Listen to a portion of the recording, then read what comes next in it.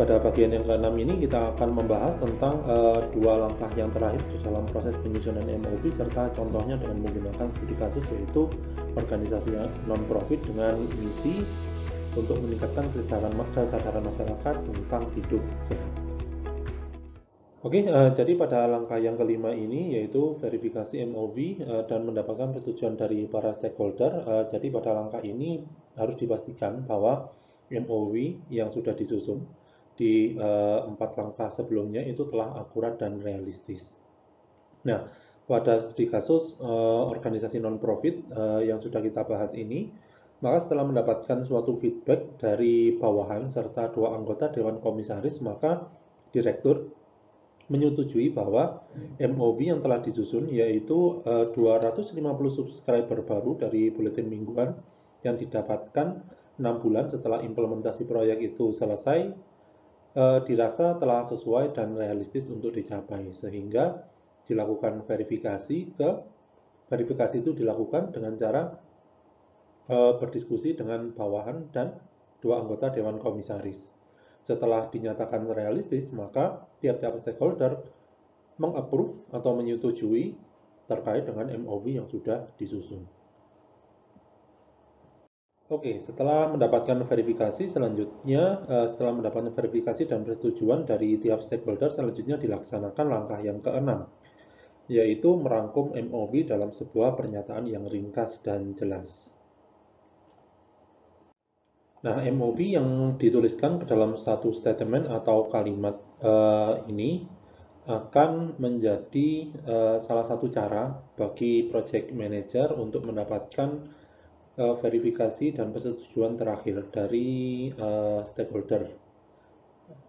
setiap stakeholder yang berperan di dalam proyek TI atau SI ini ya, di dalam organisasi. Nah, MOV sendiri itu dapat dituliskan ke dalam 2 bentuk. Yang pertama dapat dituliskan ke dalam bentuk statement, dan yang kedua dapat direpresentasikan ke dalam suatu bentuk tabel.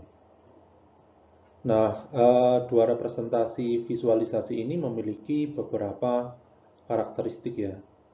Kalau misalkan kita merepresentasikan dalam bentuk statement atau kalimat, maka di sini harapannya adalah untuk mendapatkan verifikasi terakhir dari tiap stakeholder yang terkait atau yang memiliki peran di dalam pengerjaan proyek. Kalau misalkan direpresentasikan ke dalam suatu bentuk tabel, seharusnya MOV merepresentasikan suatu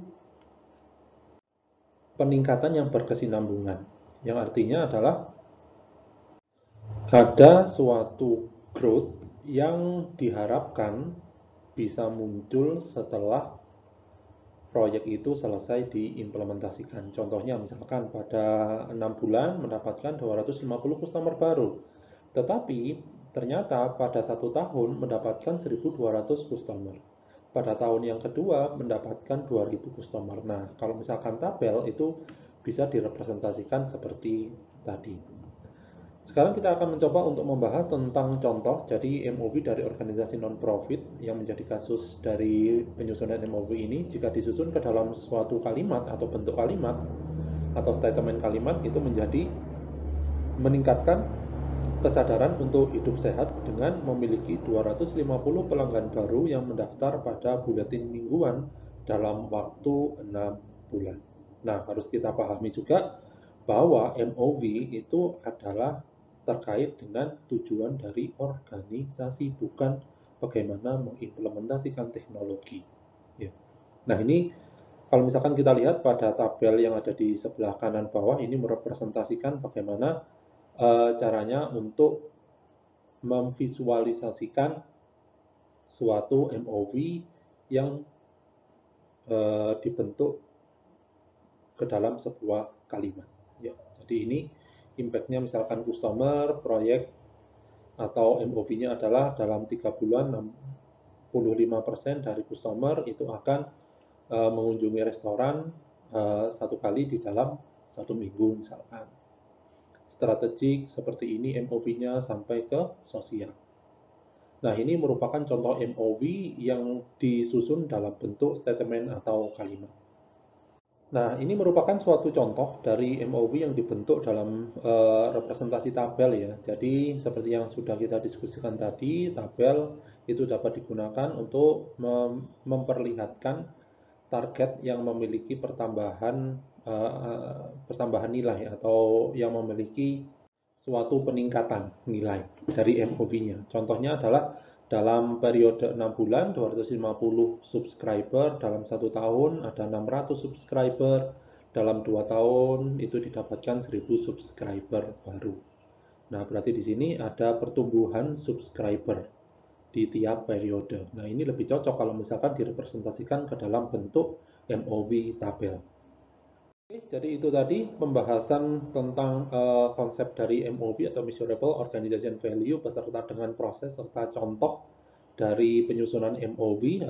Kita simpulkan di sini bahwa kegiatan yang pertama yang harus dilakukan di dalam penyusunan MOV itu adalah menentukan dampaknya dulu.